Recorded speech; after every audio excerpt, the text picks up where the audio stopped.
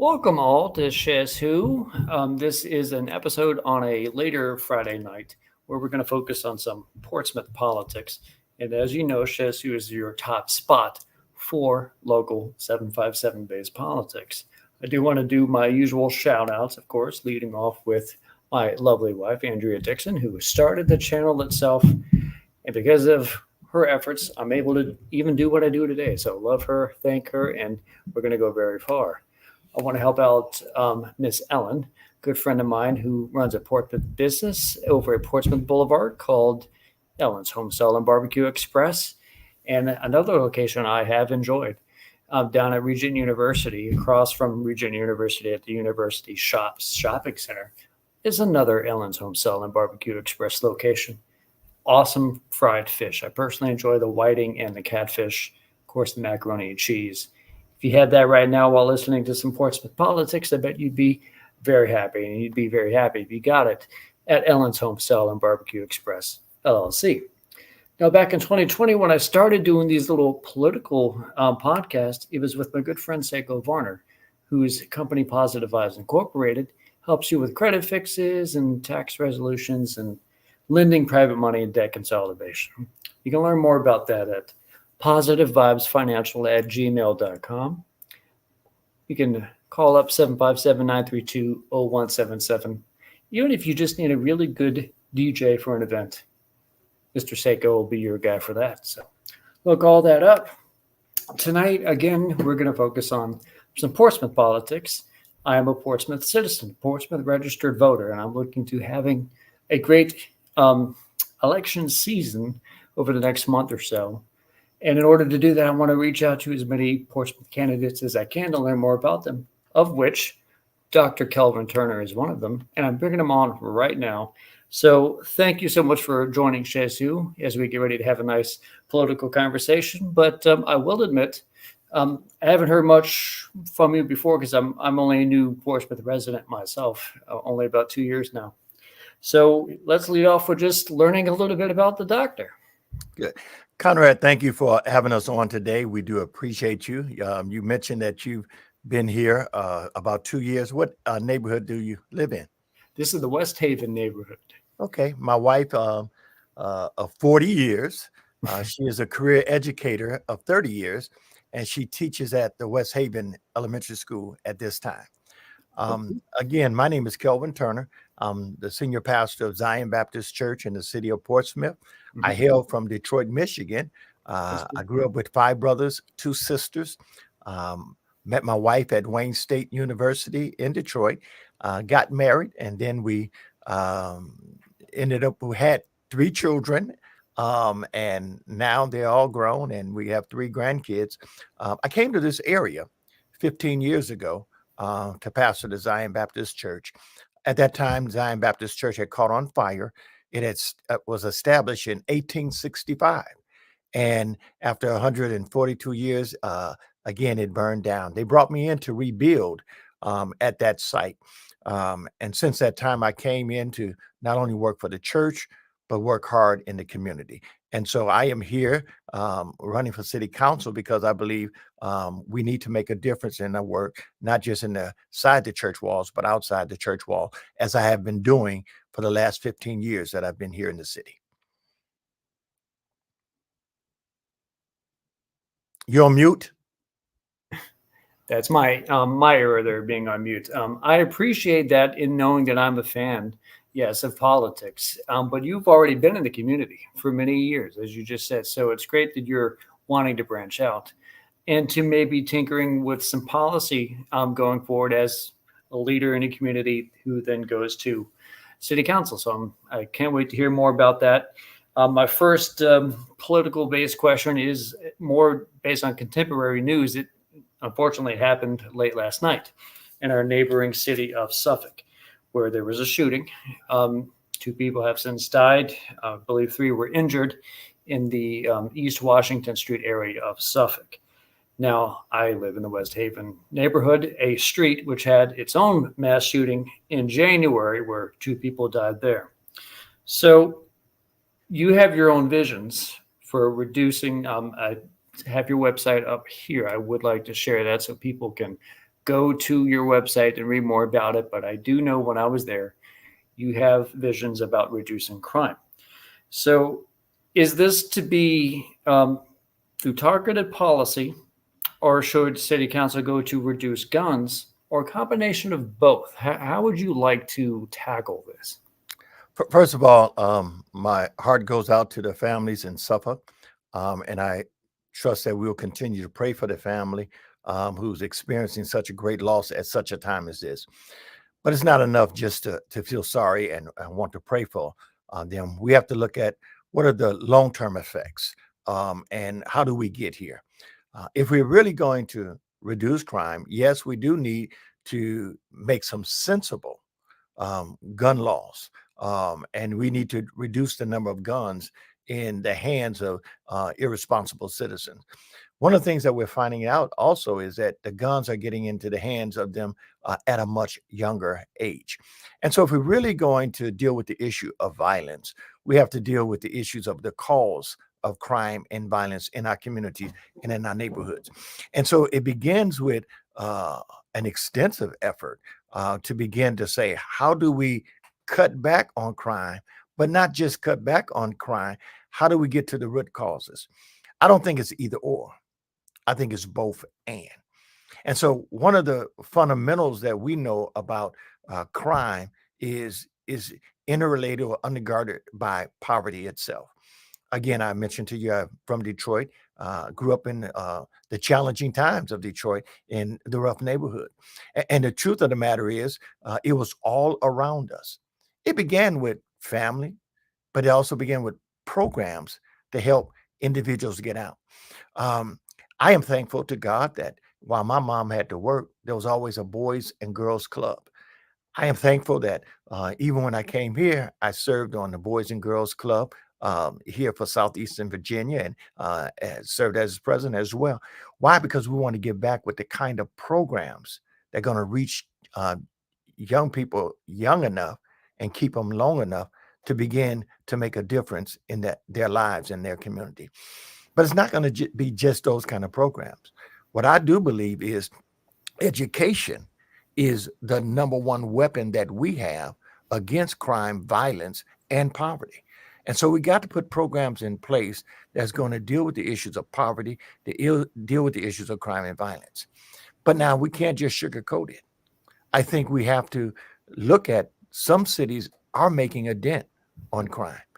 And one of the ways that we notice that is we look at some of the largest cities, and we need someone who's going to work with our community and community stakeholders to begin to look at what are some of the possibilities that we have. I think one of the things that we have to be honest with is that our policing agencies, our sheriff departments, they're already overworked. I think one of the things the city can do is hire a crime czar who not only go and research and see what all the other communities are doing, but to bring it back and bring the communities back together to begin to make a difference. One of the things I really do believe is a lot of young people getting caught up in crime. They just want to be accepted. And my thing is we are taunting against the gangs, but for some of them, that's family. I'm saying we got to widen the scope of family. And our churches have to go back into the community and be families. Our after school programs have to be family. We have to find a way to get them on basketball teams, football teams, baseball teams, computer teams, gaming teams, all of those to create a family environment to give them an alternative to crime and violence. I like that. It's a very broad-based approach. And you did touch on education. I will have a education question or two in a minute. So hopefully we're able to go a little bit deeper. But you also touched there on helping family. And as we can note, Portsmouth is over 50% Black.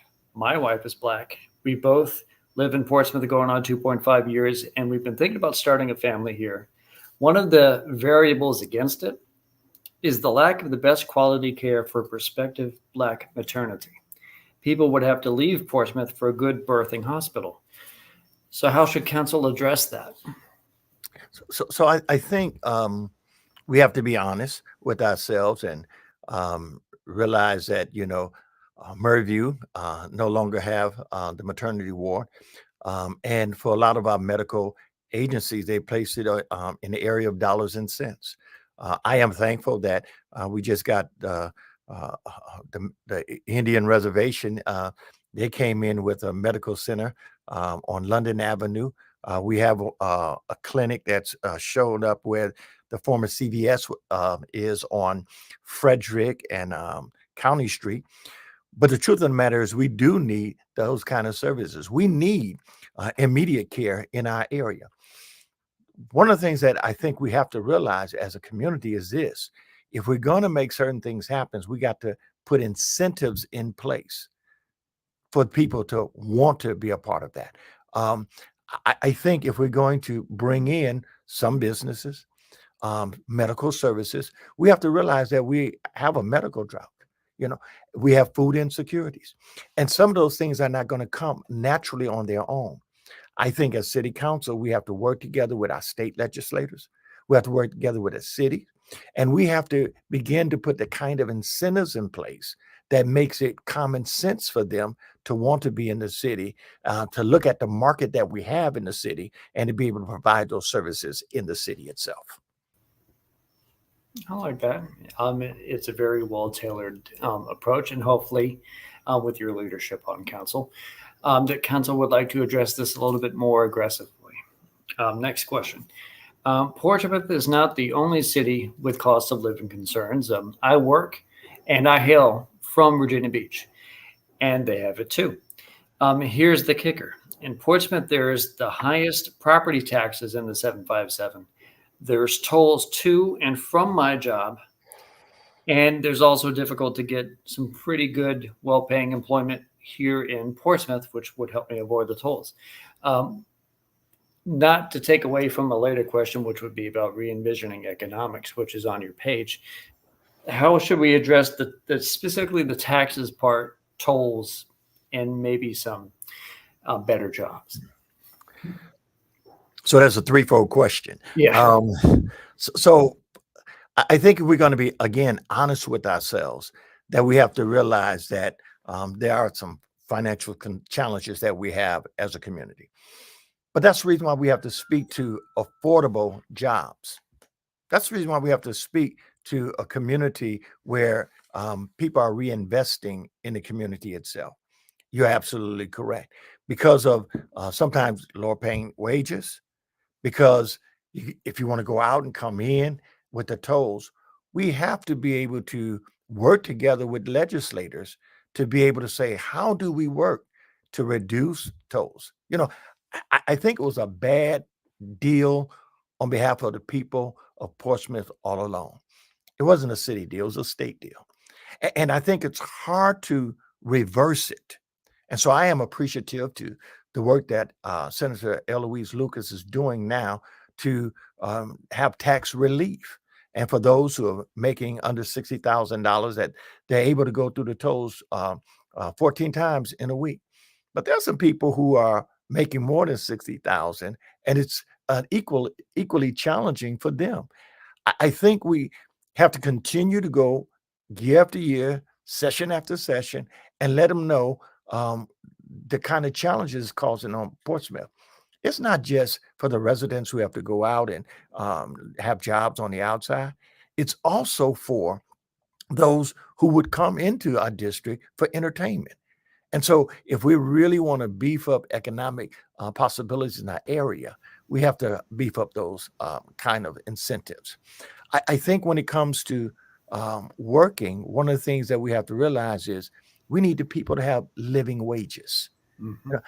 I like going to some of our restaurants, but I am challenged when I go to some restaurants and know there's some individuals there who have 3 and 4 kids who are working those restaurant jobs and don't even have health insurance. Our residents deserve better. And as a city, we need to do better for them in providing affordable jobs so that they can have affordable living. Now, before I go to my fourth question, a good friend of mine, Mr. Sergio O'Neill, did just tap in from Facebook with this comment. What about parental accountability so that parents can be held responsible for the actions of their kids? I wonder if he's wrapping that in a combination of school actions and maybe outside in the community type actions. And so, thank you, Sergio Neil. Um, while we do know there needs to be accountability for every parent, and I am thankful to God for my mother, Katie Cole, who understood the importance of that. And I tell everybody before I left the home every day, she would remind me that you're a Turner. And what she was really trying to say is, as a Turner, you have to be respectful and you have to live by the values that we aspire to in this house. The truth of the matter is, I am thankful to God for a loving wife that I have, Karen Joyce Minor Turner. Again, I told you she's a servant in this community as well. Again, 30 years in teaching. She's the vice president of Parkview Civic League here in our city, and she's committed herself to working, and we have always worked as a team. I am thankful that we were blessed to raise our kids. Kelvin Turner, who works for the Oversea Foundation, Dr. Charisma Elise Turner, who does not live in this area. She lives in Georgia.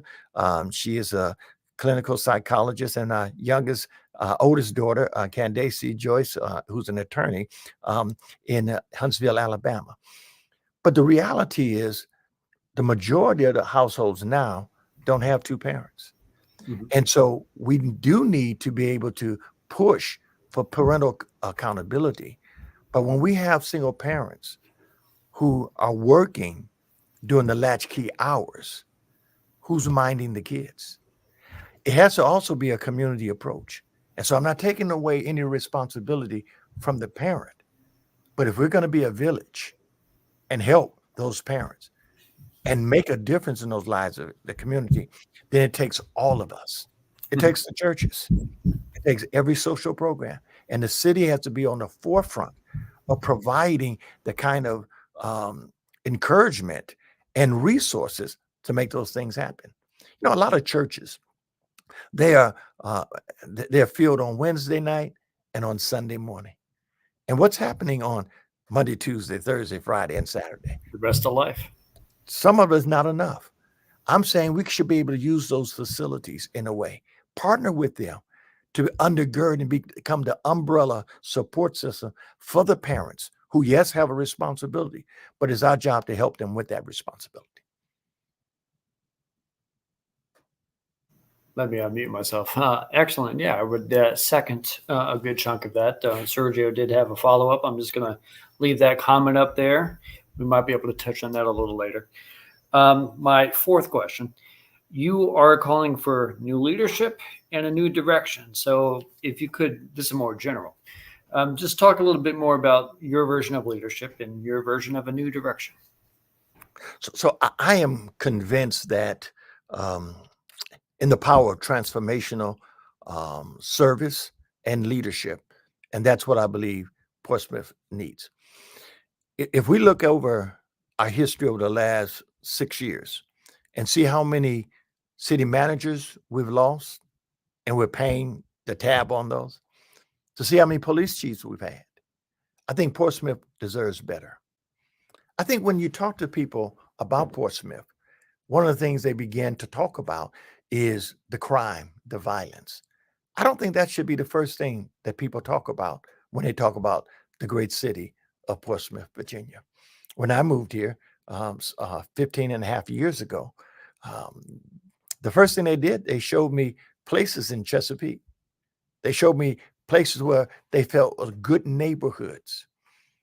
I'm here to say all of Portsmouth ought to be good neighborhoods. And when our church moved into this community, I moved into the community, my wife and I, because we wanted to be a part of this community.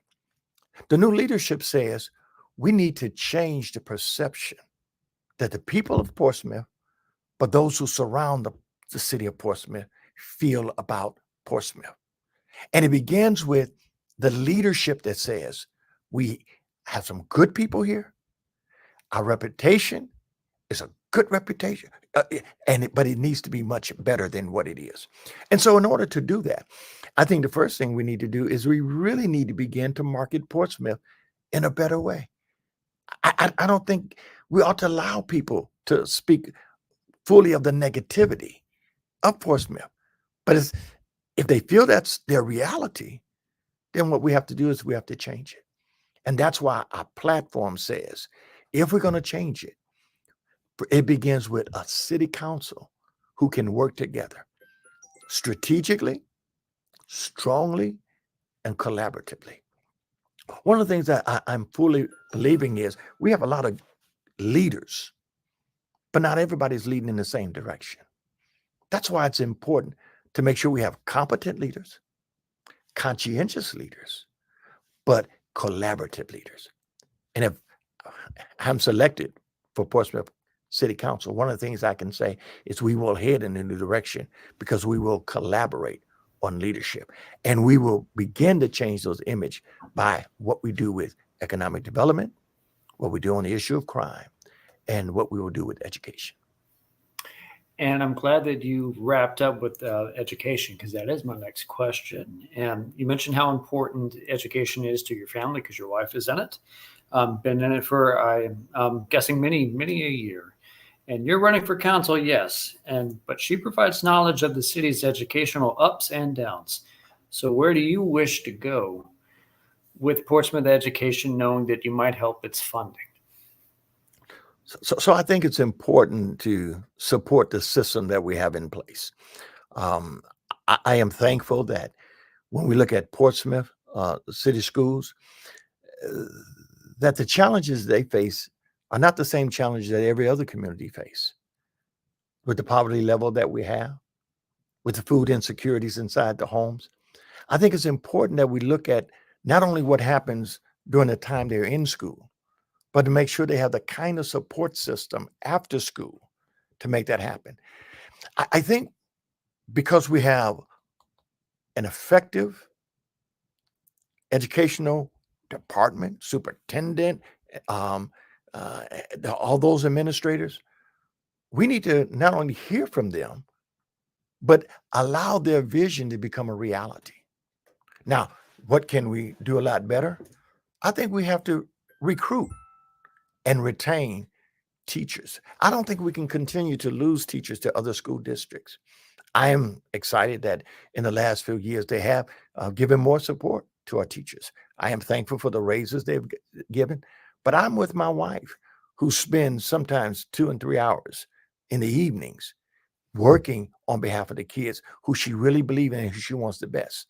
I think as a community, we have to do a whole lot more and see what the kind of direction that each and every school system needs to go in.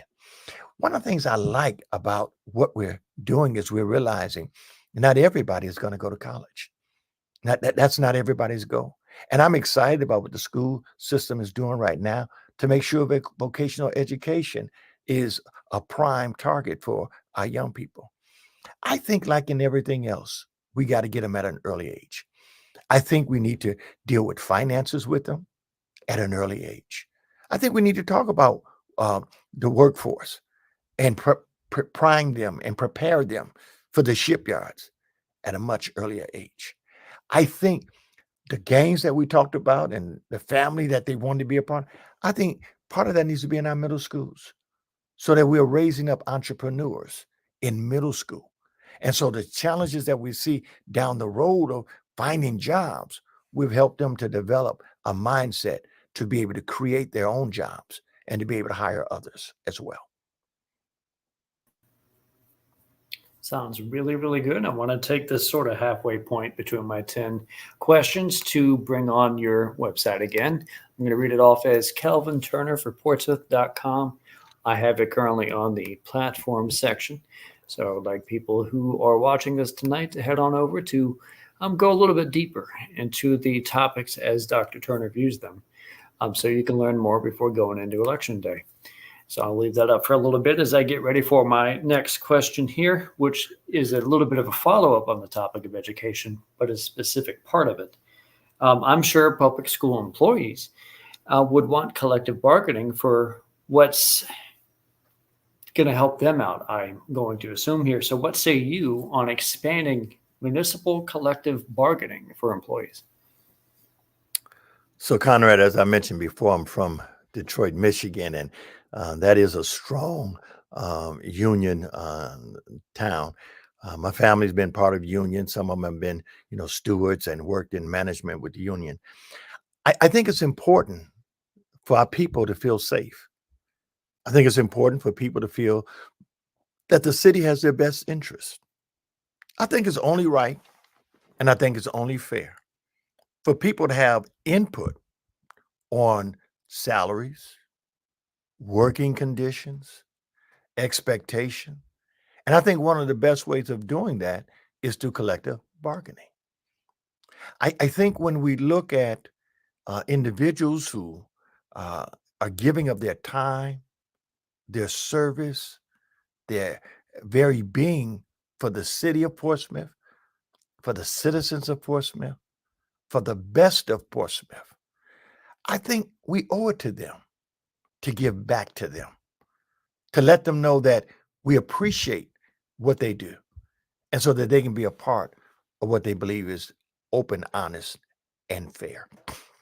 I think when we look at the issue of collective bargaining, I think losing as many city managers as we've lost in the last few years has brought us to this point as well. I think when you're losing the city's top manager, I think it causes an uncertainty. And I think there are individuals who feel like, can I trust this system? And they want something that makes them feel like we're in this together. And I think collective bargaining will do that for many of them. And so 100%, whether it's the school system, whether it's the firefighters, whether it's police officers, I believe they should have a part and a voice in how things are managed as it relates to their employment. I appreciate that.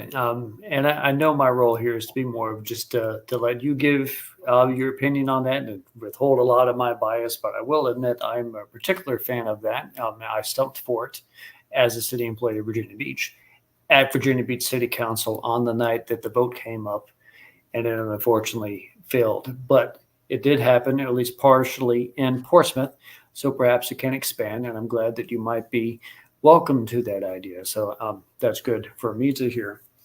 On for the concept of reimagining economics, I think that is part of your platform. I'm going to bring that back up here. Refocusing our economics, and it does have a little breakdown there, but since I have you here, I would like you to go a little bit deeper on that concept. So again, I think as we shared earlier, we need to realize that Portsmouth, a large part of its land is commissioned by the government. You have nonprofits, including churches, who are non-paying tax members of the land itself, even though the people who are part of us, they give a lot of social capital and they're taxpayers. I think it's important to realize that if you're going to reduce the level of taxation on the citizens, it's only going to come by one, increasing population, and two, by increasing economic opportunities inside the city. I think as we have seen what the casino has done in its revenue, we have to also remember that there are other industries that we need to bring in, whether it's the windmill industry. We need industries to help relieve the tax debt. Now, to do that, what I believe is a couple of things. Number one, we have to, first of all, support the businesses that we already have here. We need to make this a more business-friendly environment. Secondly, we need to be able to bring in individuals who want a win-win situation financially. They want to increase their profits, but they also want to invest in the city. I think we have to make opportunities for entrepreneurs to come here, to want to work here, to want to build here, to want to have their teams come here. And I think it is as easy as providing incentives and opportunities for them. I think when we talked about um, increasing the population, we have to have affordable housing, but not just affordable housing, the kind of housing that individuals can purchase homes as well, which means they have to have a living wage. So we have to invite the kind of companies that's going to financially make it meaningful and beneficial for the people who are going to be working in this community. I sum it up by saying this: if we're really going to make a difference economically, we got to make this place we call Portsmouth our home, a place where people who live here and work here are excited about spending their money here. But we also have to make it a place where the people who work here but don't live here Mhm. want to spend their money here as well. Before they leave or after they get off work, they want to spend their money.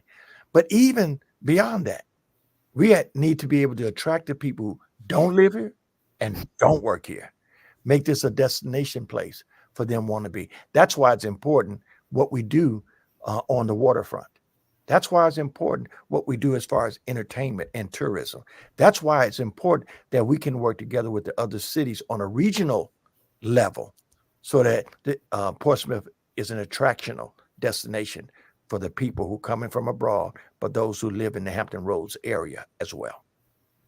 And not only do I like that, I believe a commentator here from YouTube, Jairus Roberts, is also seconding your excellent answers here tonight. So we're going to continue with that before we close on out here tonight.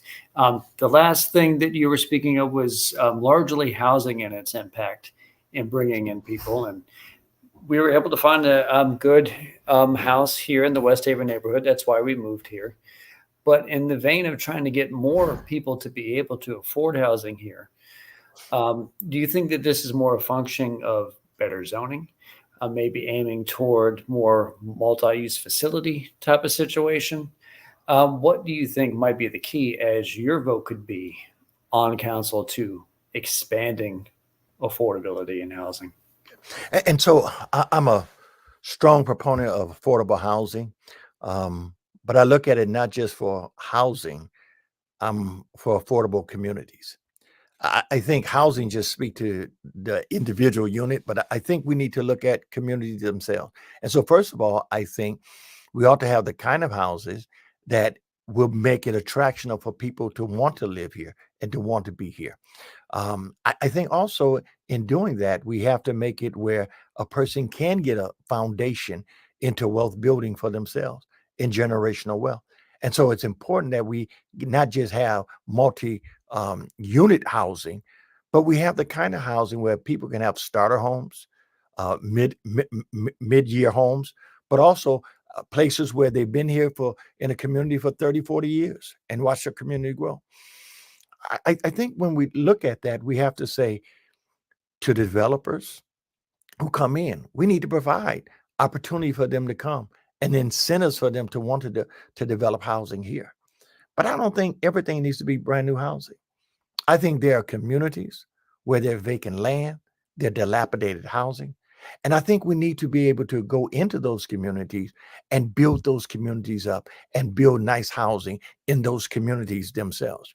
And it can be done several different ways. Number one, I think it's important for us to have a community where we want to reinvest in. I think it's important that we combine services, so we working systemically. So the same thing we talked about earlier about helping individuals who go part of the trade.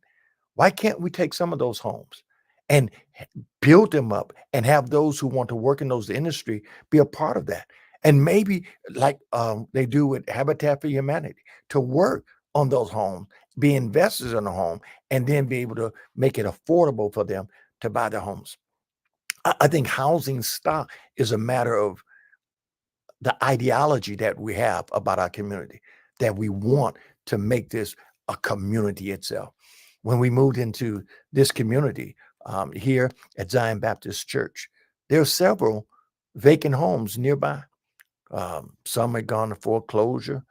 Some was just distressed property.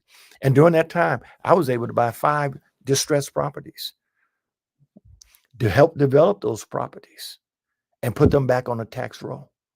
And I did that because It's a community effort that we moved into this community, and we want the community to be safe. It's not just a place for worship. It's a place where we play. It's a place where family is all about. And so building that housing stock is all about building community. And as we build a community, then we will re-image Portsmouth as a place where people want to be. It really wraps up sounding very optimistic there. And then going into politics, I think there's more success and greater tidings to have optimism brought into political ideals. So it is good to hear that from your end here. How will you help settle a government where as you have mentioned already, the upper management has gone through so much turnover, and the council has at times seemed particularly dysfunctional? And granted, you're only going to be one person up there, but how would you like to try to help soothe these type of situations?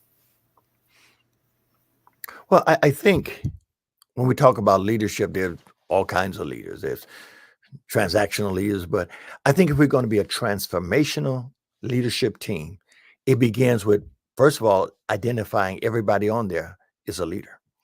Secondly, I think it's important that we understand what the goal is.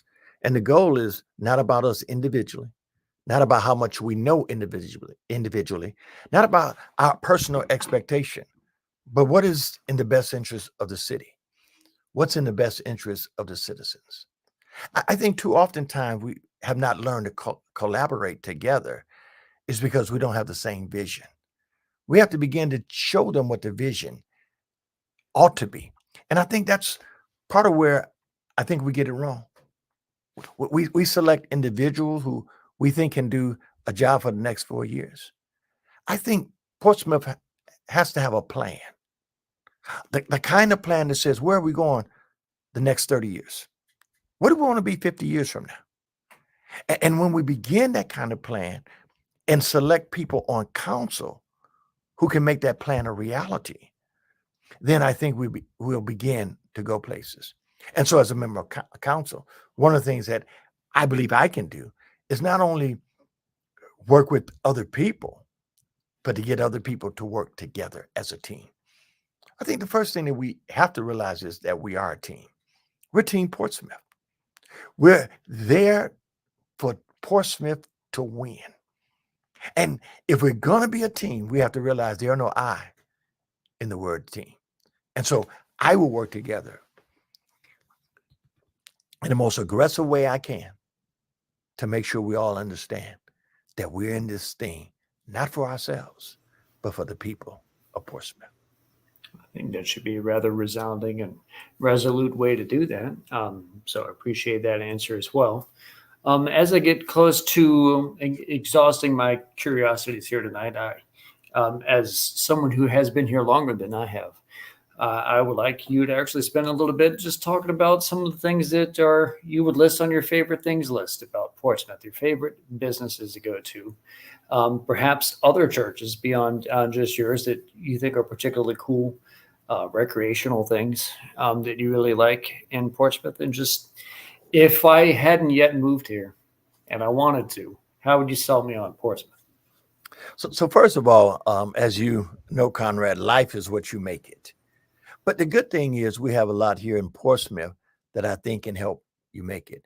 One of the things that I particularly like doing is going to the restaurants in the area. And while everyone is, celebrating casinos and they got some good food at the casinos, I just want you to know that. I also care about the downtown areas. And I don't think it ought to be either or. I think we need to concentrate downtown. And so I spend time at the Roger Brown's. I spend time at the Thai restaurant on High Street. The food is good. The celebration is good. And it's a place that people ought to be. On Saturday mornings, they ought to come to the farmer's market on High Street and meet a lot of the vendors in this community and from around this community here. It's a great place for worship. It has all kinds of worship depending on what you want.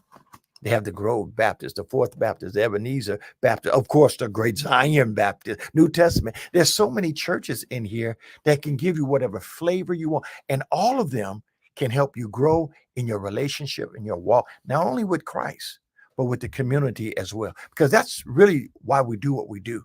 Not just to think we're impressing Christ, but to be a light to those in our community. I think Portsmouth is a great place to be because you can give your time, you can give your talent, and there's some wonderful people here. I think when you begin to look at how do I get involved, there's so many different places.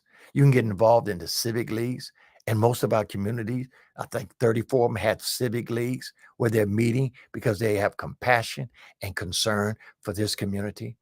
But there's so many organizations that you can get involved in on Green Street and High Street, at where we used to have our church, at our Whitaker building, our education building, 3 days a week. We feed the homeless. We feed those who are the least, the lost, the left out.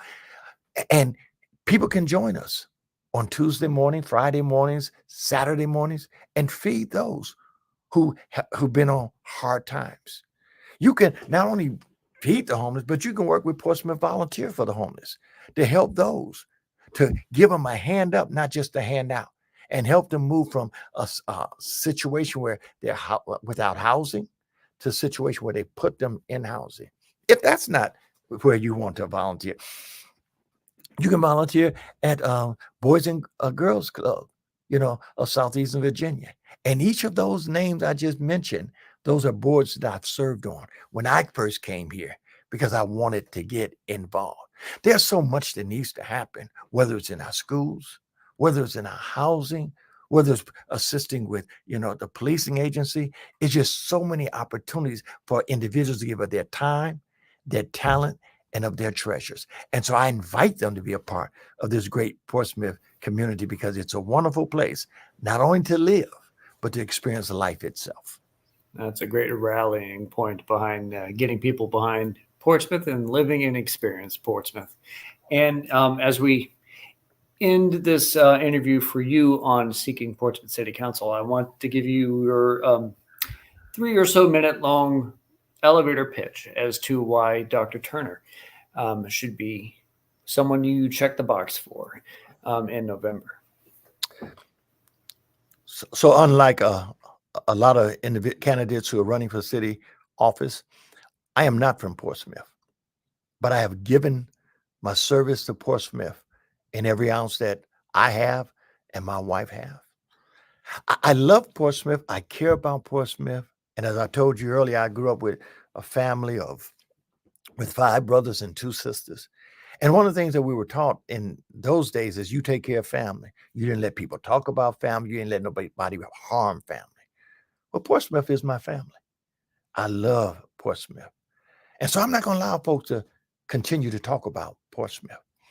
Now, for me, the best way of doing that is to say, put me in a position to be able to make Portsmouth a better place for all individuals. I've done that at various levels, and now I want to do it at the level of city council. And it begins by me re-imaging, setting a new image of Portsmouth. It begins by me working with a team of stakeholders to build our educational systems, to be able to work with our stakeholders, to make sure we invite entrepreneurs in so that we have more jobs coming in, more affordable wages coming in, so that we're raising up families and community that want to live here and want to stay here, so that we're making a difference by reducing crime, by working with the violence interrupters, by making this a safe place for our seniors and every one of our citizens. I tell people this. My wife and I have been blessed with 3 grandbabies this past November in 1 week. Our oldest daughter, who lives in Huntsville, Alabama, her and her husband had our first grandson. And then 5 days later, our youngest daughter and her husband, they had twin girls. I asked the question, what will it take for them to move back to Portsmouth? For them to want to move back to Portsmouth, they would want a better educational system. And you know what? I think every person in Portsmouth deserves that. And that's why I'm working. And I will work for the educational system, Portsmouth education, to make sure this is the kind of system that will attract young families who want their kids educated here. I asked the question, what will make them want to come back and move back home? They need the kind of jobs that's going to pay the kind of wages for them, not just to buy a starter home, but to buy the kind of home that they will want, to be able to invest in their own financial security, as well as the educational benefits for their kids. And that's why we push economic development for our city. But it's going to take for them to know that they're in a safe place, in a safe community. And that's why I run for city council. I can work with those who are on council. I will listen to the people. I will hear their concerns and their cries. And I will make the kind of difference that we need to make Portsmouth the great city it needs to be. And that's why I'm running for city council. I've really enjoyed this past 45 minutes, Dr. Turner, and thank you again for coming on this Friday night to discuss your vision for City Council. I just hope you have a great rest of your Friday night and a great weekend, and of course, great luck going forward on your political endeavor this season. I do hope to perhaps hear a little bit more from you. Perhaps I'll attend a civic league, or if there's another great forum. I haven't been able to hear of some good forums in Portsmouth just yet. I've been going to Virginia Beach and Chesapeake and stuff to hear some of theirs. So hopefully I'll get to see you around. But again, thank you for coming on SchezzWho tonight and sharing your vision. Thank you again, Conrad, and to those who are listening. We look forward to early voting starting next Friday. On September 20th and then November 5th. And we look forward to you helping Portsmouth to move into a new direction with new leadership by voting for Kelvin Turner for City Council. Thank you again, Conrad. Indeed. You have a great night, sir. You be blessed. Thank you all for watching tonight, posting your comments and questions. Remember, subscribe to the channel, like this video and others. We'll catch you next time here on SchezzWho.